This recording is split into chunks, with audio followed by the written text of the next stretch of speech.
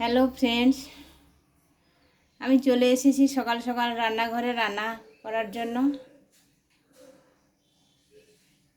এখন আমি রান্না করছি। এই দেখুন, চলো কী কী রান্না হয়েছে আপনাদের দেখিয়ে দিই। আমার রান্না হয়ে গেছে খয়রা মাছের ঝাল।